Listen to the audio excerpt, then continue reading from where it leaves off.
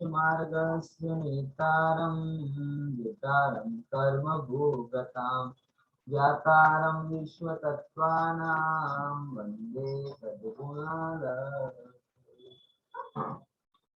तत्वार सूत्र के बारे में अपन विचार करना चालू कर रहे हैं और तत्वार सूत्र के विचार में हमारा ये जो 7वां अध्याय है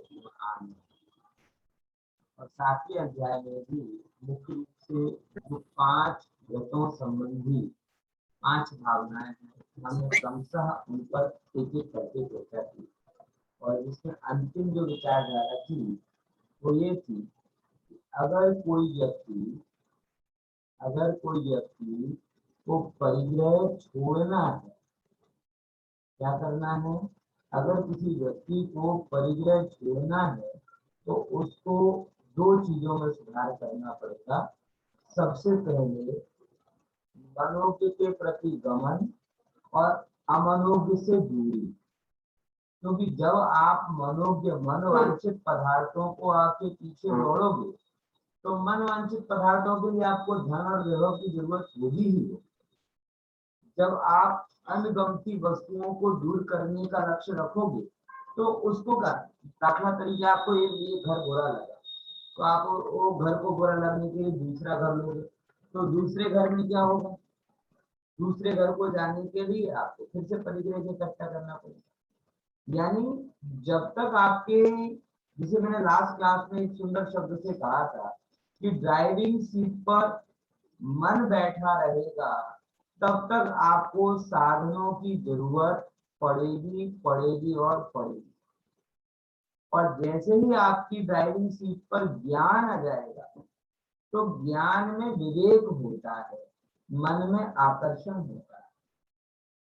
ज्ञान में विवेक होता है, इसीलिए वो विवेक पूर्वक निर्णय करेगा कि इस देह को चलाने के लिए अथवा किसी भी प्रकार से इन कार्यों को करने के लिए कितने की आवश्यकता है।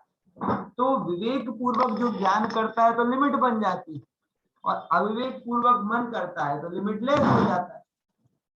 आज समझ में आई?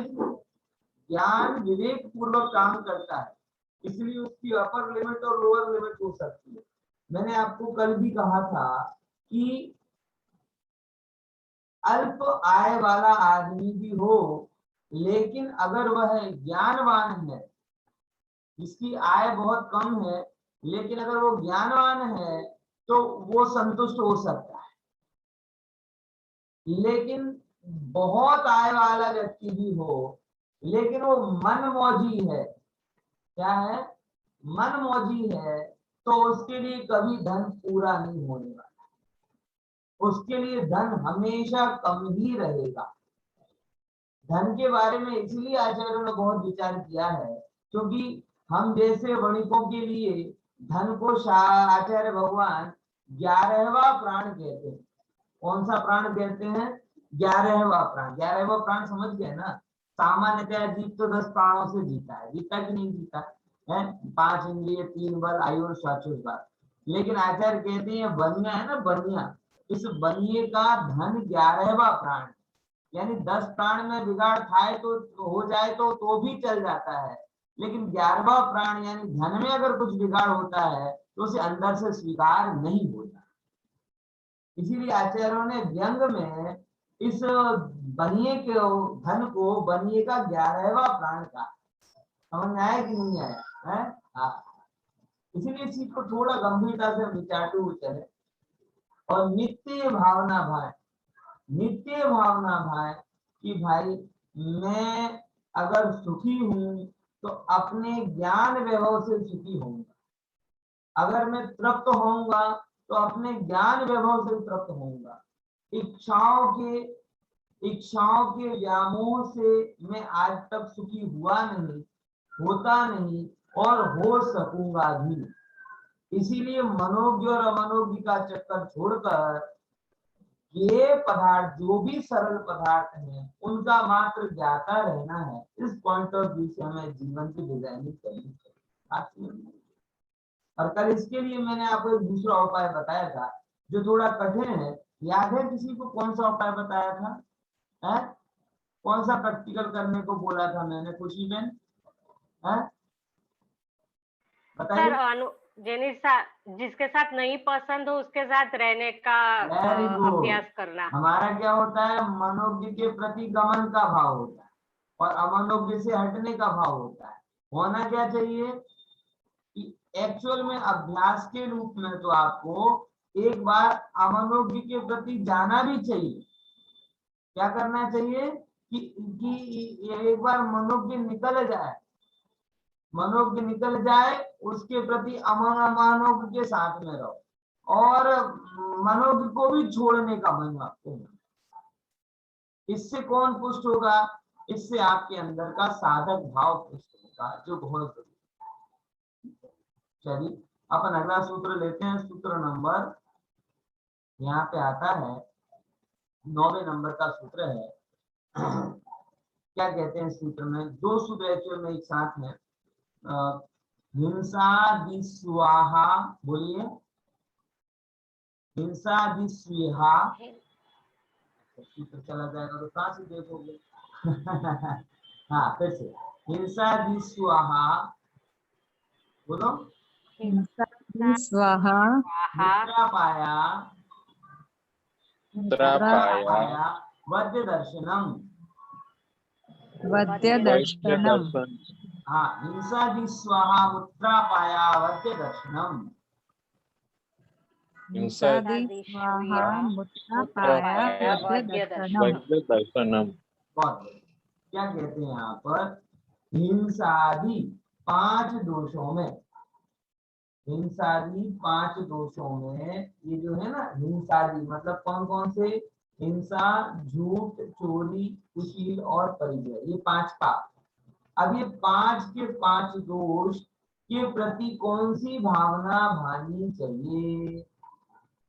तो कहते हैं हिंसादिषु मतलब हिंसादियों में, इहा मतलब इस लोक में, अमुत्र मतलब परलोक में, अपाय अवध्य दर्शनम। क्या बोला कि ये हिंसादि 5 पापों में इस लोक में अपाय और अवध्य ये पापमयी है। ये निर्णय जो यहाँ पे लिखा है, क्या कि अपाय और अवध्य का अर्थ किया है। ये 5 पापों के प्रति आपकी भाव क्या होनी चाहिए?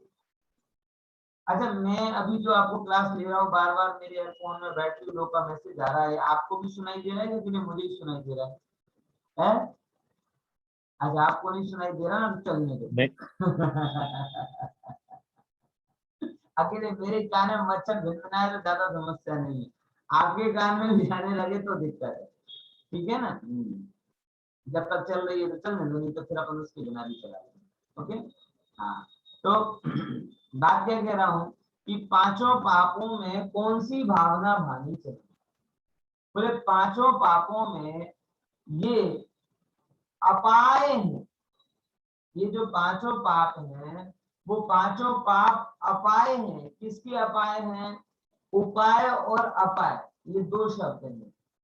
उपाय कहलाता है सपोर्टिंग और अपाय कहलाता है अपोजिट। बराबर? उपाय क्या कहलाता है शब्द?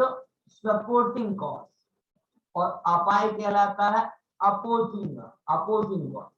तो ये जो 5 पाप हैं, ये 5 पाप से सांसारिक अभ्युदय मतलब इस भाव की उन्नति और मोक्ष की सिद्धि मतलब परभव का कल्याण, तो पाप करोगे तो दोनों बिगड़ेगा, ये कहना चाह रहे। आपको क्या क्लियर दिखना चाहिए कि जब हम हिंसा करने जाते हैं, जब हम झूठ बोलते हैं, जब हम चोरी करते हैं, विषय सेवन करते हैं, कुछ भी करते हैं, तो इससे अकेला परभव तो बिगड़ता ही बिगड़ता है, लेकिन इस भाव में भी कोई सिद्धि होती है क्या? मुझे बताओ, कौन सा हिंसक व्यक्ति है जिसको जगत में अच्छा कहा जाए? कौन सा झूठा व्यक्ति है जिसे जगत में अच्छा? अगर आपको आपकी बेटी का विवाह करना हो, बेटे का विवाह करना हो, अथवा किसी एम्प्लॉय को आपको नौकरी पे रखना हो, अथवा किसी मालिक के यहाँ आपको नौकरी करनी हो, तो आपके मन में क्या इच्छा होगी? आपके मन में क्या इच्छा होगी? वो हिंसक हो, झूठा हो, चोर हो, बुरी नजर वाला हो, लोभी हो, आप क्या करना चाहोगे बताओ? आपके लिए ये तो मैं आत्मज्ञान की बात तो नहीं कर रहा, लेकिन अगर लौकिक से भी अगर आप देखोगे, अगर आपको किसी से अपना प्रयोजन सिद्ध करना है तो अंदर मन से सबकी इच्छा होती है कि भाई ये व्यक्ति शांत हो, सत्यवादी हो, नजर साफ वाला हो, हाथ साफ वाला हो। मतलब हाथ साफ कर जाए ऐसा नहीं, मतलब हाथ में चोखो जेने कहिए ना, हाथ साफ गुजराती में सब बोले, हाथ की सफाई અને હાથનો ચોખ્ખો એ બંનેના અર્થ કેટલા ગડબડ થઈ ગયા। આમ સફાઈનો મતલબ ચોખવટ હોય છે પણ અહીં એકદમ ઊંધો થઈ જાય। बराबर, भाषा भाषाનો રસ છે। मतलब हाथ साफ कर जाए ऐसा नहीं होना चाहिए, सफाई से काम करे, मतलब जिसके अंदर में हिसाब किताब में कोई गड़बड़ी ना हो, ऐसा आपको अच्छा लगता है?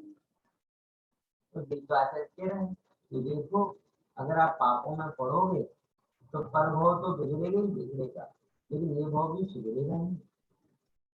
इसलिए जैसे ही आप पाप करो तो आपके अंदर में दिखना चाहिए कि पर भाव को बिगाड़ने वाला और इस भाव को बिगाड़ने वाला कारण, समझ में आया? हिंसा दिशु इहा, मतलब इस देखो एक बात बताऊं, मन है ना, मन जो दिया वो बहुत ज्यादा मेमोरी वाला नहीं।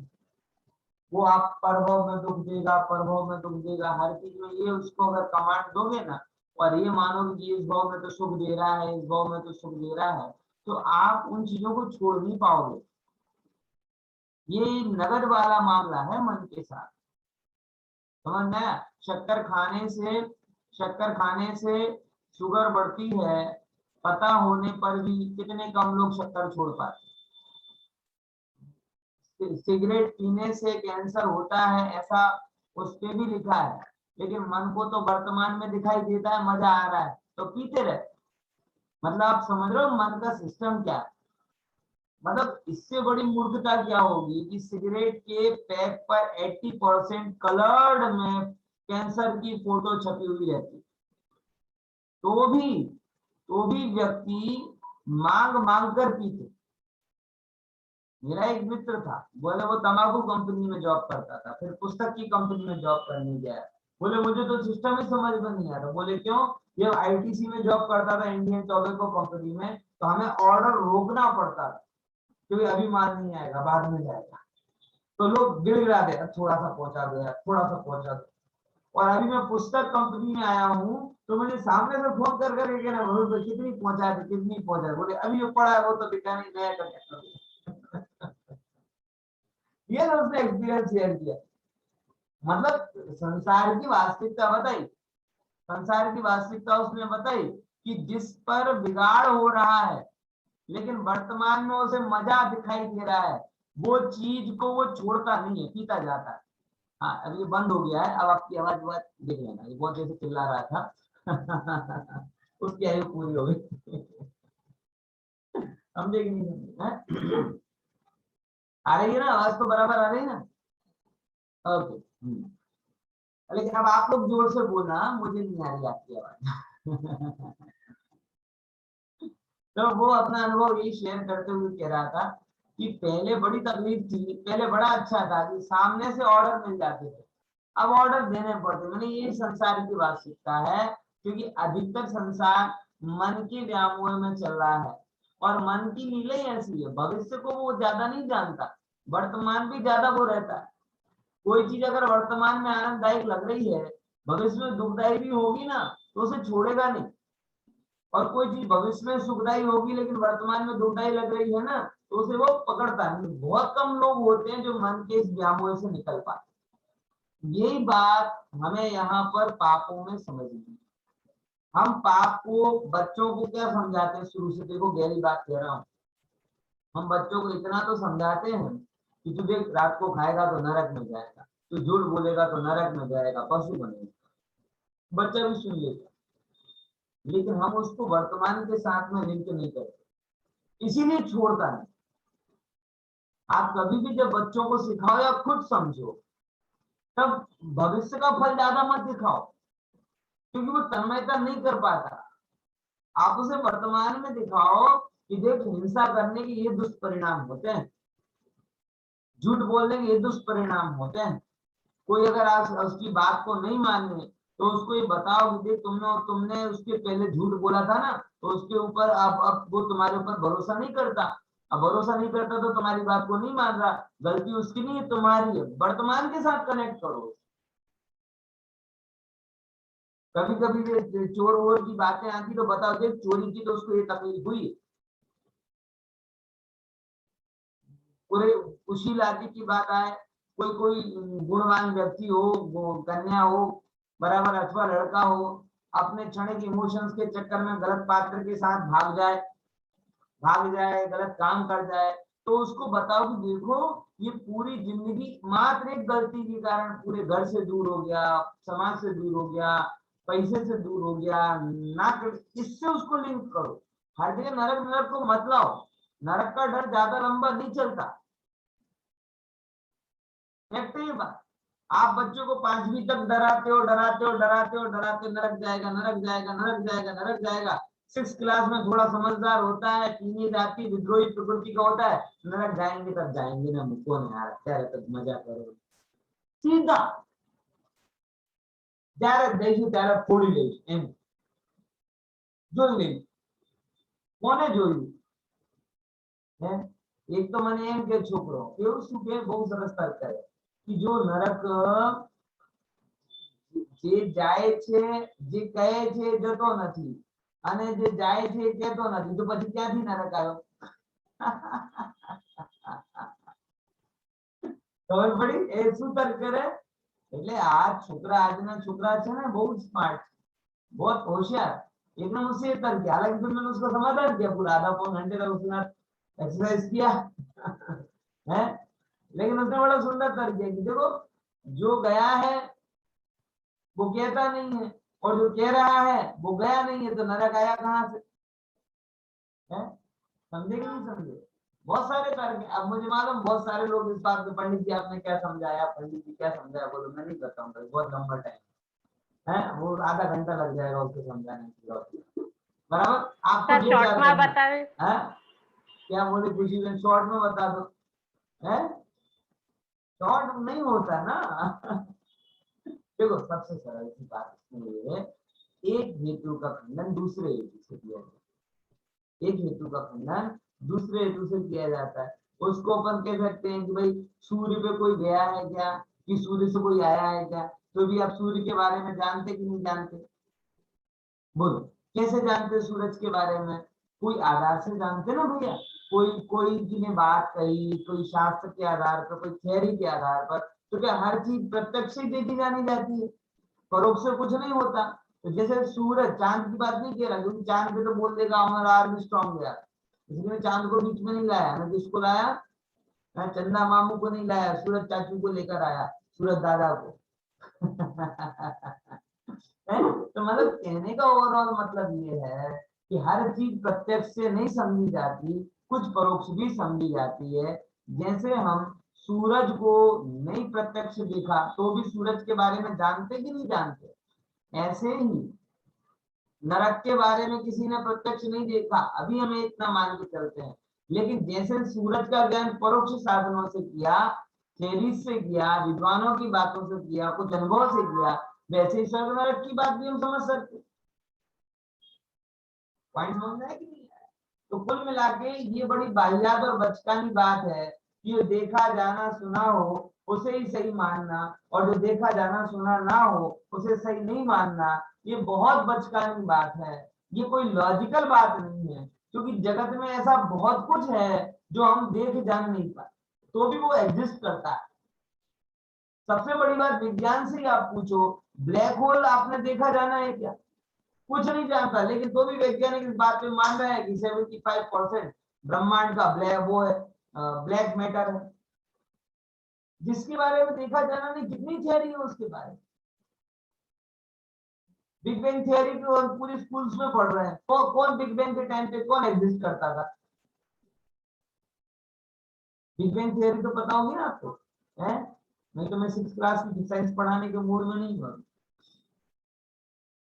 कि पहले आप बिग बैंग थियरी पढ़ाओ फिर उसके बाद में बोलूंगा, ये नहीं। एक बिग बैंग थियरी वर्ल्ड की उत्पत्ति के बारे में, ब्रह्मांड की उत्पत्ति के बारे में आज तक का मानस सत्य है कि सारे सृष्टि की उत्पत्ति एक एटॉमिक कण से हुई है, जो जो अपने आप में हाईली गुरुत्व वाला था और धीरे धीरे एक्सपांड होता गया और उस परमाणु से ब्रह्मांड बना। ये this is called big bang theory, एक बड़ा धमाका।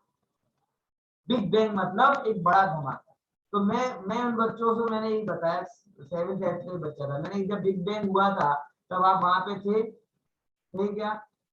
नहीं थे। आपके टीचर, आपकी मम्मी, आपके पापा, कोई फोटो, कोई एक्सरे, कोई सीटी स्कैन, कोई डॉक्यूमेंट्री, कोई वीडियो, कोई सैटेलाइट इमेज, कुछ था, लेकिन तो भी आप उसे मानते हो कि नहीं मानते? कैसे मानते हो? अभी तो आपने बोला कोई कोई नरक जो जाता है वो कहता है नहीं, जो कहता है वो जाता नहीं, तो हम कैसे मान रहे हैं? तो मैंने बिग बैंग को कैसे माना? और ऐसे करके काफी लंबा डायलॉग उसके साथ में हुआ। खुशी में संतुष्ट हो? जब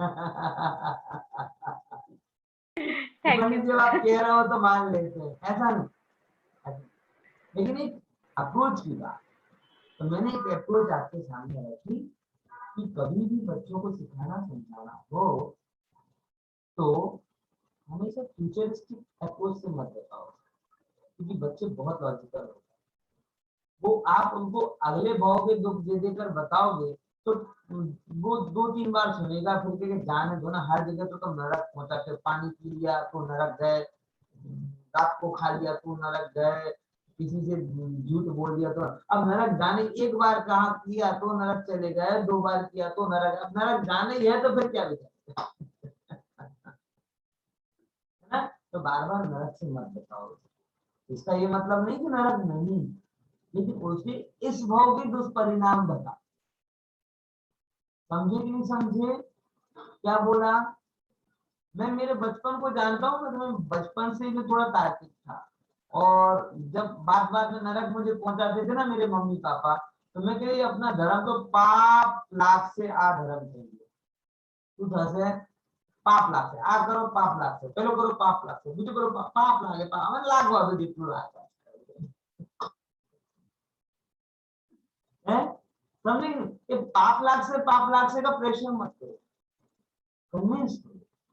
और कन्विंस वो भूत की भविष्य की चीजों से नहीं होगा, आपको उसे बताना पड़ेगा कि इस भाव में भी अगर कोई पापों में जीता है तो कितना बुरा जीवन इसका होता है, और इस भाव में भी अगर कोई पापों से रहित होता है तो कितना निर्मल, सात्विक और पवित्र जीवन इसका होता है। ये चीज आप उसको बता, तब वो कन्विंस होगा और तब अंदर से पाप छोड़ने का भाव होगा। समझ में आ रही? तो ये तत्पर सूत्रकार का देखो, पर भाव तो बाद में बताया, पहले उन्होंने क्या समझा? ईशु। देखो यहाँ पे इस अभ्युदय मतलब सांसारिक भाव को बिगाड़ने वाला और मोक्ष की सिद्धि करने वाली श्रेष्ठ क्रियाओं का विनाश करने वाला है। ये पाप के माध्यम से आप ऐसी जगह पहुंच जाओगे कि जहां से आपको जो जो साधन आपको मोक्ष के लिए चाहिए वो मिलेंगे। मतलब आप पाप आदि के फल में ऐसे हॉस्पिटल में पहुंच जाओगे ना जहाँ मेडिसिन है, ना डॉक्टर है, ना नर्स है, ना ऑक्सीजन है। अब क्या होगा? पहुंचने के लिए तो पहुंचे आप हॉस्पिटल में, लेकिन मरना निश्चित। सोचो आप ऐसा हॉस्पिटल जहां पर ना मेडिसिन हो, ना डॉक्टर हो, ना नर्स हो, ना ऑक्सीजन हो, और चारों तरफ मरीज ही मरीज बैठे हो। वो हॉस्पिटल लगेगा कि कब्रिस्तान जैसा लगेगा? है ईमानदारी के साथ बताओ। मतलब हॉस्पिटल की वैल्यू हॉस्पिटल की जगह में नहीं, हॉस्पिटल की वैल्यू इन चीजों में है। मेडिसिन हो, डॉक्टर हो, ऑक्सीजन हो, नर्स हो, इंफ्रास्ट्रक्चर हो, मशीनरी हो, तो वो हॉस्पिटल हॉस्पिटल है। अकेले मरीजों से थोड़ी हॉस्पिटल बनता है। मरीज अगर आजू बाजू हो तो ये लगे भैया इससे छोड़कर घर में चले जाओ बस। पाप के फल से क्या होता है? आपके फल से आप ऐसी जगह पहुंच सकते हो कि जहां आपको जितने भी साधन मिलते हैं ना, वो मोक्ष मार्ग के सपोर्टिंग नहीं है, अपोजिट है। इनमें के लिए आप जैन बन जाओगे, लेकिन जिन बंदे नहीं मिल कहने के लिए आप जैन बन जाओगे, लेकिन कोई आपको आत्मा की बात बताने वाला नहीं मिलेगा। कहने के लिए आप जैन बन जाओगे, लेकिन आपको उसकी रुचि नहीं होगी, चारों तरफ मुर्दे मुर्दे दिखाई देंगे, तो आप क्या करोगे? इससे ये भाव तो बिगड़ा ही बिगड़ा, अगला भाव भी ऐसे बिगड़ा। मोक्ष का साधन देखो, मोक्ष का साधन जिनसे हुए ऐसे काम आए, ऐसी चीजें नहीं मिलेंगी। मोक्ष के विरुद्ध जो हो ऐसी चीजें आपको मिलेंगी। कई बार तो मुझे लगता है, ऐसे ही बताओ, आपको कितना लगता है मुझे पता नहीं। एक भाई थे हमारे सिलवानी में, वो रोज सुबह 7 बजे उठ के मंदिर जाते थे, भगवान का अभिषेक करते थे, बराबर। बहुत उनका वर्षों से रूटीन था, वर्षों से रूटीन था, 7 बजे जाए, मंदिर करे, पूजन करे, 8 साढ़े 8 बजे तक। अब देखना, योगानुयोग क्या हो गई उनको, उनको अच्छी बड़ी कार परचेस करनी है। अब जिस दिन से बड़ी कार उन्होंने ली, तो पहले तो 7 बजे जाके भगवान को मिलाते थे, और जिस दिन से बड़ी कार आई, उसे पाइप लेकर कार को मिलाते, रोज का रूटीन। अब मेरे जैसे से रहा नहीं गया। मेरे चाचा, अब आप मंदिर नहीं जाते अभिषेक करने के लिए, तो अब जाने की क्या जरूरत है, जिसके लिए अभिषेक करते थे वो तो आ गए। अब मेरे मन में ये विचार आया कि इसको कार मिली, ये इसके पुण्य का उदय है कि पाप का उदय? राकेश चाचा नाम का, तो गुजर भी गए थे उनके बेचारे, मेरे घर के जस्ट सामने रहते थे। अब बताओ कि जो कार मिली वो पुण्य का उदय था कि पाप का? ऊपर ऊपर आप देखोगे, अरे मनगमती कार मिल गई मतलब पुण्य का उदय, लेकिन भाई साहब जिससे परम हित का कार्य सदने वाला था, वो कार्य दूर हो गया, उस साधन को आप कैसे पुण्य कह दोगे? वो तो पाप हो गया, वो पाप पुण्य का रूप बनाकर आया और कुछ नहीं। कितना अच्छा काम करते थे, सुबह अभिषेक करते, पूजन करते, प्रशस्त कार्य करते। अब क्या कर रहे? मातृभोग में पड़े। हाँ बोलो नितिन भाई। जो आदमी को एक्चुअली जो चाहिए वो मिल जाता है, जो आदमी को जो चाहिए वो मिल जाता है। सुबह में सुनाई देता है? हेलो, आवाज नहीं आती है, कौन नहीं ना मैसेज कर दियो हुए संभळाई दिया? हेलो, एक काम पे सेटिंग करिए, काला रखिए प्रश्न आपने, चलो आता है सेटिंग करवाऊंगा समय हो चुका है आपने 10 मिनट बाकी है, तो समझे ना। तो इस चीज को थोड़ा सा विचार करते हुए चलेंगे तो आपको ये बात बहुत गहराई से ख्याल में आएगी कि पुण्य मतलब ये व्यर्थ है। जहां पे आपको मोक्ष के अनुकूल साधन नहीं मिले हैं, वो पुण्य पुण्य है ही नहीं, पापानुबंधी पुण्य। कौन सा पुण्य है वो? मिला आया तो पुण्य के रूप में है, लेकिन बंद पाप का कराने वाला है। मेरे हिसाब से हितेन भाई का इस शब्द से समस्या समाधान हो गई होगी। जो उनकी मेज जहां तक उनका चेहरा पढ़ पाया, उनको समस्या ये कहलाएगा तो पुण्य ही ना, यही ऐसा कुछ प्रश्न था। तो आप समझ लो कि ये पुण्य पाप का बंध कराने वाला पुण्य, पापानुबंधी, बराबर। तो आप क्लियर, जब भी आपको कोई भी परिग्रह में पांचों की पांचों चीजें दिखाई दे, हिंसा, झूठ, चोरी, खुशी, परिग्रह, तो आपको क्या दिखना चाहिए? पर भाव में तो बिगाड़ करने वाली नहीं, इस भाव में भी कल्याण करने वाली नहीं है, और बल्कि जिन चीजों से कल्याण होता है उससे दूर करने वाली है। मुझे तरस आती है ऐसे धनवानों पर जो धन संभालने के चक्कर में धर्म नहीं कर पाते। मुझे तरस आता है ऐसे भरे पूरे परिवार वालों पर कि जो परिवार पुण्य की वजह से मिला, लेकिन उसमें अतिशय राग के कारण वो आत्म कल्याण के लिए समय नहीं दे पाते। मुझे तरस आता है ऐसे पदवी और उपाधियों पर कि जिनके चक्कर में फंसकर जीव अपने निज चैतन्य धर्म को नहीं देख पाता। मुझे तरस आता है उन रीतियों कुरीतियों पर कि जिनमें उलझकर वो अपना शुद्ध स्वभाव नहीं देख पाता।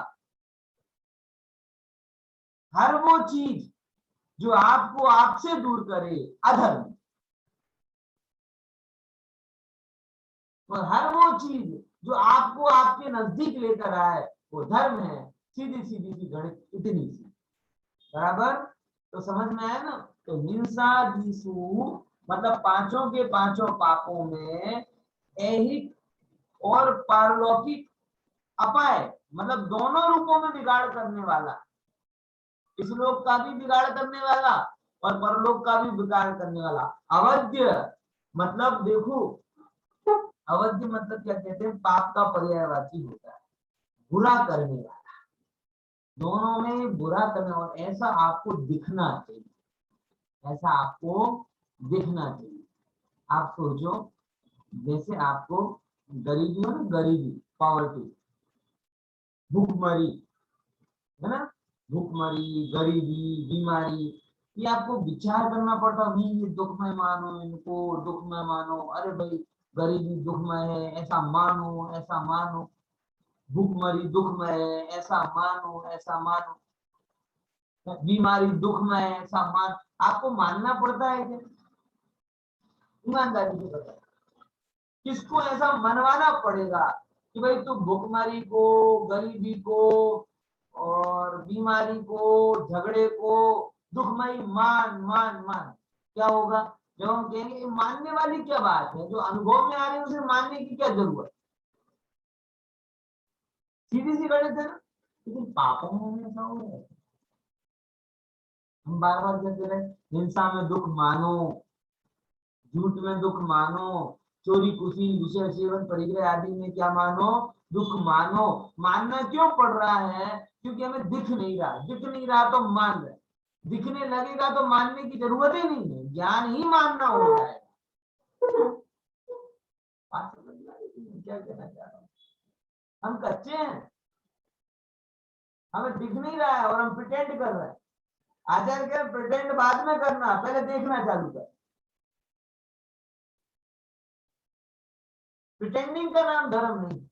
पापों में दुख को प्रिटेंड मत करना, पापों में दुख को रियलाइज करना।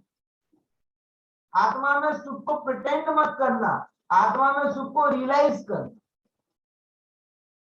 प्रिटेंडिंग ये बताता है कि आप अभी उसके बारे में स्पष्ट नहीं है, क्लैरिटी नहीं है। अस्पष्टता के कारण प्रिटेंडिंग की जरूरत पड़ती है, बाकी जिसमें स्पष्टता है उसमें प्रिटेंड करने की क्या जरूरत है? बात समझ में? जैसे मैंने 3 एग्जांपल आपको दिए, गरीबी, भूखमरी, बराबर, बीमारी, इनमें आप दुख को प्रिटेंड करते हो कि आपको प्रत्यक्ष सपने में भी अगर आप ये सोच लो ना कि मेरे बैंक अकाउंट में से पैसे उड़ गए और मेरे पास ठन ठन गोपाल हो गया, साइबर क्राइम हो गया, सपने में नींद उड़ जाएगी। अगर ऐसा हो गया तो क्या होगा? सपने में अपने आप को आईसीयू में देख लिया ना, दूसरे दिन आंखों में आंसू आ जाते घर वालों को, सर हमने ऐसा सपना देखा, अगर सही में हो गया तो तुम्हें ऐसा अपना ध्यान रखना है। बोलो, ये चीजें जो अंदर में बैठी हैं वो स्वप्न में भी डरा जाती हैं, और जो बैठी नहीं है उनके लिए हम चिल्ला चिल्ला के रह जाते हैं, तो भी कान में जू तक नहीं रहेंगी आया। इसीलिए यहाँ पे कह रहे हैं कि इस भाव में ये 5 पाप दुखदाई हैं, ये मानना चाहिए कि दिखना चाहिए। मैं तो कहता हूं मानो मत जानो, जाने बिना मत मानो, क्योंकि जो आपका मन है ना वो जाने बिना मानोगे तो वो मानेगा नहीं, इसलिए अब जानो। हाँ, आप अपने आंख कान नाक खुले रखो, आपको चारों तरफ पाप करने से दुख होता है पता चल जाएगा, बात समझ में आई? और आत्मा आराधना से सुख होता है पता चल जाएगा, ना हो तो पूछ लो, हम बैठे हैं ना, समझाएंगे आपको। तो ये हुआ। अब आज ये 10वें नंबर का सूत्र उसी से रिगार्डिंग, उससे संबंधित है। दुख मेवा, क्या बोला? बोलो, दुख मेवा, हिंसादि दुख ही है। क्या है? हिंसा भी दुख ही है। देखो हम बड़े स्वार्थी आदमी हैं, हम जब दुख की बात करते हैं तो हिंसा को तो दुख में मान लेते, लेकिन लास्ट के दो पाप हमें दुख में नहीं जाते।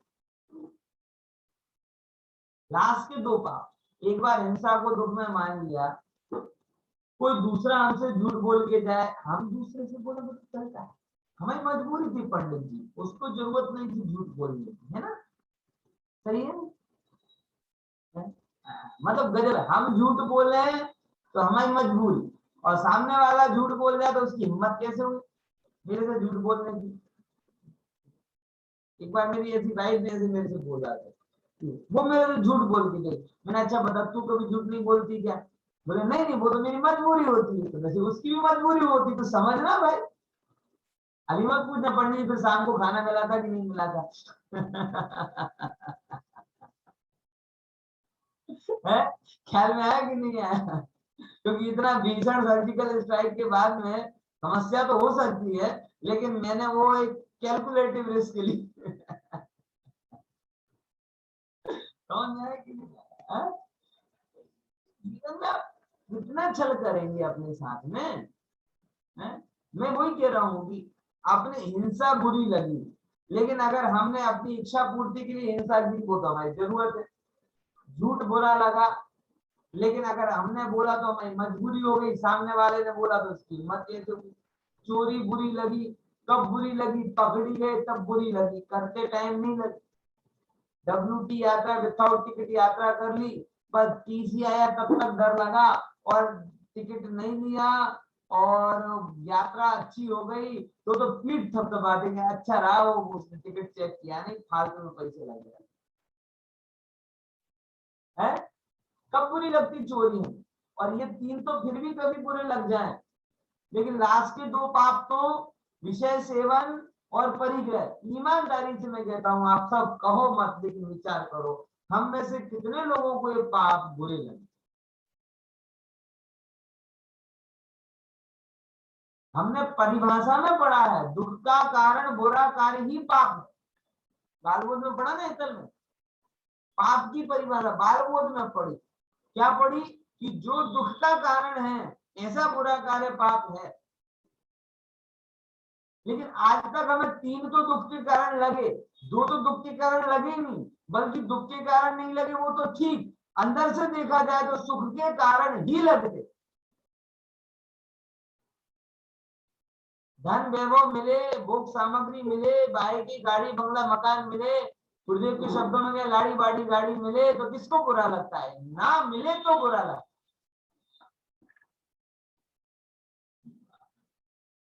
अभी हमारी प्राथमिक तत्व की समझ कच्ची, हमें अभी स्वार्थपूर्ण एंगल से हमने पापों को समझा है, इसीलिए हम उसमें कुछ सिलेक्शन और कुछ रिजेक्शन रखते हैं।